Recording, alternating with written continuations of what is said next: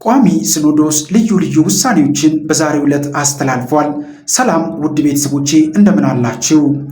ቋሚ ሲኖዶስ ብፁዕ አቡነ ገብርኤል ከቤተ ክርስቲያናችን የነገረ ማርያም አስተምሮ ውጪ በፍኖተ ጽድቅ ጠቅላላ ማህበር አዳራሽ የሰጡትን ትምህርትና በማህበሩ ሚዲያ የተላለፈበትን ሁኔታ በተመለከተ በዛሬው መደበኛ ጉባኤው በሰፊ ተወያይቶ ለመወሰን በያዘው ቀጠሮ መሰረት በጉዳዩ ዙሪያ ጥልቅ ውይይት ካደረገ በኋላ የሚከተሉትን ውሳኔዎችን አስተላልፏል።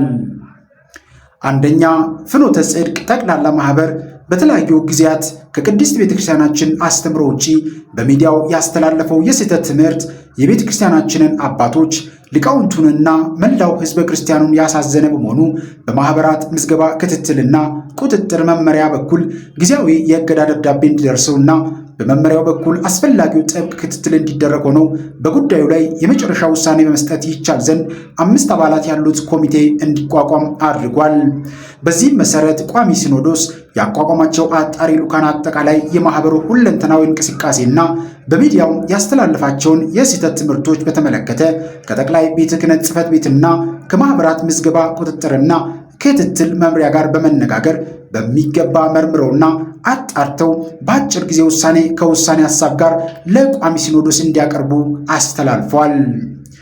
ሁለተኛው፣ ብፁዕ አቡነ ገብርኤል ማርያም ቤዛዊት ዓለም አትባልም በማለት ከቤተክርስቲያናችን የነገረ ማርያም አስተምሮ ውጪ የሰጡት ሕጸጽ ያለበት ትምህርት በሊቃውንት ጉባኤ በኩል በሚገባ ተመርምሮና ተጣርቶ ከመፍትሄ ሐሳብ ጋር ለቋሚ ሲኖዶስ በአስቸኳይ እንዲቀርብ ብፁዕነታቸውም ጉዳዩ ተጣርቶ የመጨረሻ ውሳኔ እስኪያገኙ ድረስ በመንበረ ፓትርያርክ ጠቅላይ ቤተ ክህነት ጽሕፈት ቤት ግቢ ውስጥ በሚገኘው መኖሪያ ቤታቸው በታቅቦ እንዲቆዩ ወስኗል።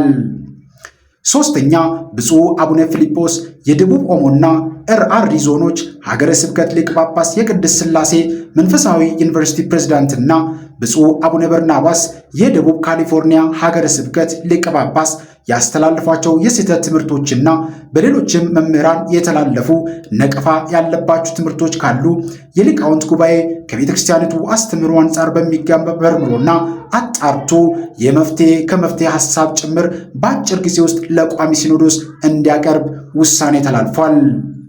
አራተኛው፣ የኢትዮጵያ ኦርቶዶክስ ተዋሕዶ ቤተክርስቲያን መገናኛ ብዙሃን ስርጭት ድርጅት ለፍኖተ ጽድቅ ጠቅላላ ማህበር ሚዲያ የአየር ሰዓት የሰጠበትን ዝርዝር ሁኔታና ከማህበሩ ጋር በተያያዘ አየር ላይ ያዋላቸውን ትምህርቶች የሚያሳይ ሪፖርት እንዲያቀርብ ይደረግ በማለት ቋሚ ሲኖዶስ ወስኖ የዕለቱን ጉባኤ በቅዱስነታቸው ጸሎተ ቡራኬ አጠናቋል።